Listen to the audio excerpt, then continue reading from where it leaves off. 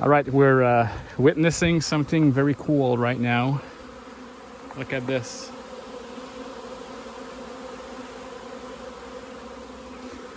So here's what happened.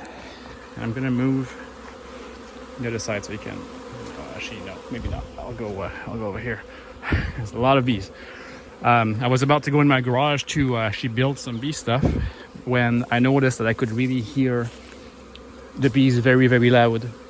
And any beekeepers will know what that sound is the sound of a swarm. Extremely loud buzzing, very loud. And I came out here and it was just like this maple tree there was just buzzing with like thousands and thousands of bees.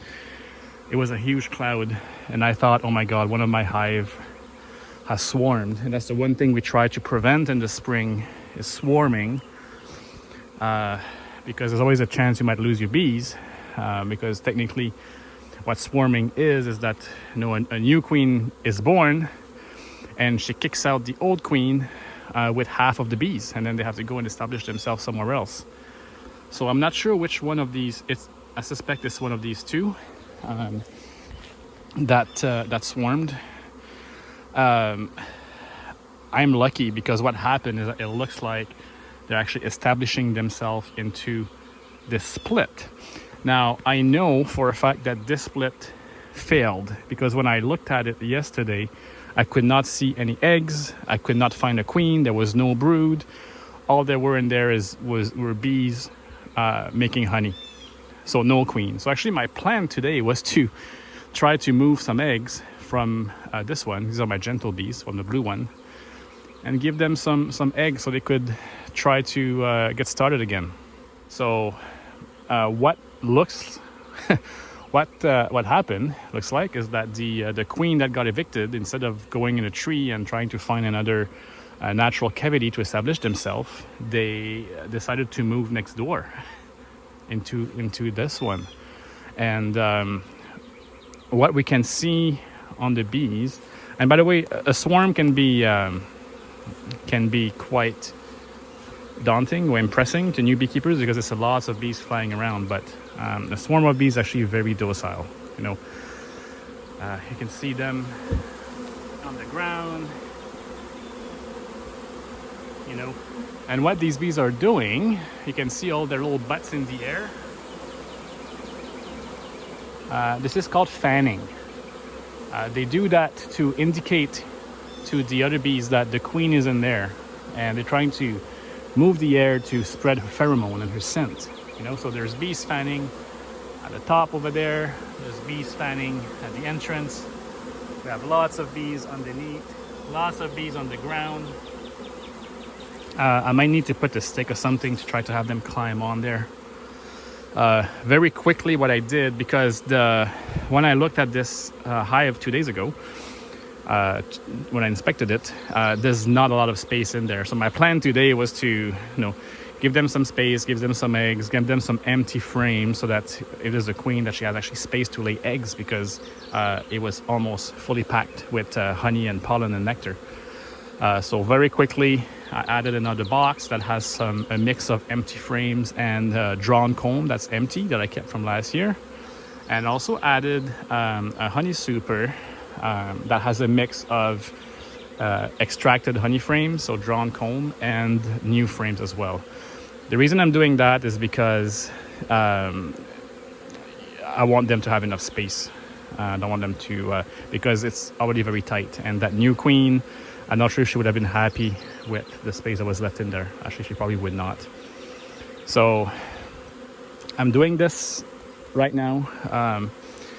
Once things have calmed down, I might rearrange some frames, because I would like to move some empty frames in the bottom box and do a mix so that it's very spread out. But while they're swarming like this, I didn't really want to bother them too much. It's quite an impressive sight. And earlier, I didn't take a video because I was kind of rushing to try to do this. They were all in this maple tree. Like it was insane. It was super loud, and I was already trying to debate, okay, how am I gonna get up there to catch that swarm? But turns out I didn't have to. So I'm assuming this is what happened. I don't know why.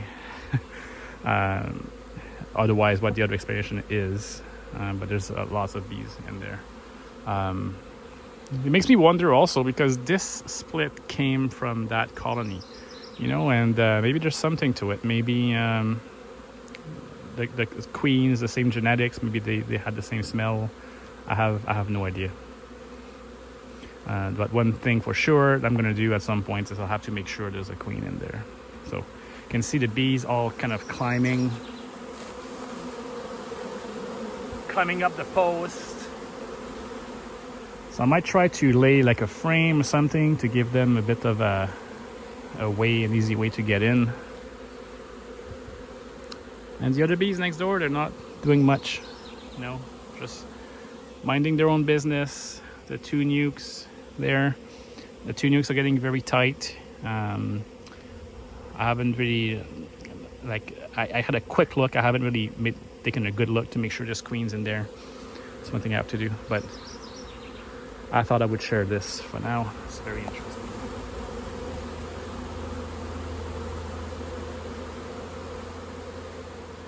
And I consider myself very lucky that the bees decided to move next door to a queenless hive instead of going to a tree. So what I'm going to do is try to open it a bit more.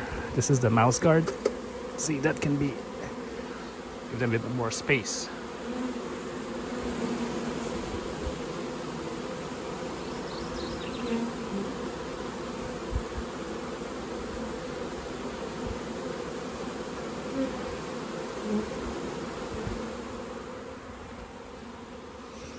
That's it. I'll give you an update once everything is done.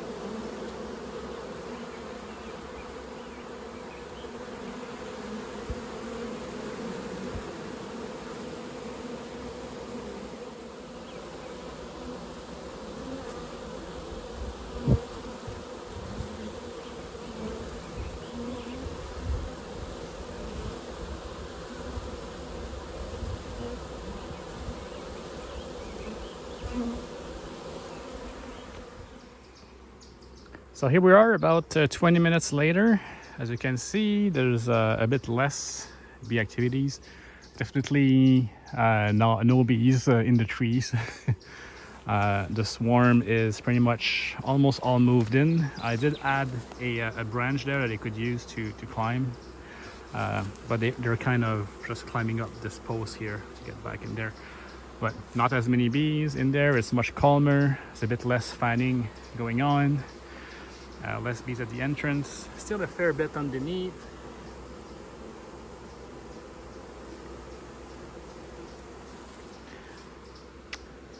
But I think it's all good. I'm gonna wait and redistribute some of the frames once this is totally calmed down, to make sure that this queen is happy with the space she has to lay. I'm also noticing a lot of ants actually crawling on this hive, so I have to maybe put some more mulch or try to discourage the ants from going in there. So very good. A happy ending so far for this swarm. And this is the first time this happens to me. I've heard of people, leaving bee boxes on their, by their garage, just empty, and then catching swarms just like that. So I guess it's happened to me now. That's a good story. I'm happy I was able to document it and show it to you. So we'll let them be for another hour or so.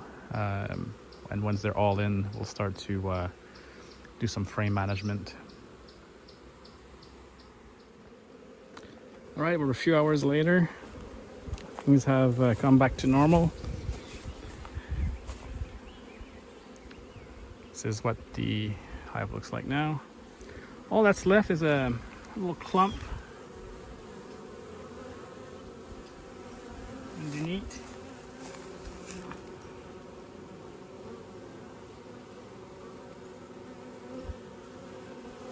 They will move in at some point. This is called bearding. It is something that the bees will do occasionally. You know, it's if it gets hot in the colony, they might just decide to hang out and do some bearding. When it cools down tonight, they should make it back into the colony.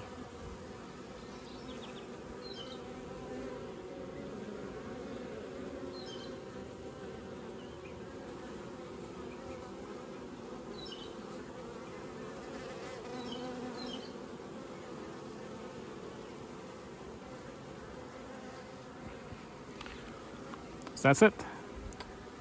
Very interesting event today. I'm glad I was able to catch it on tape to share with you. And I hope you got to learn something about bees.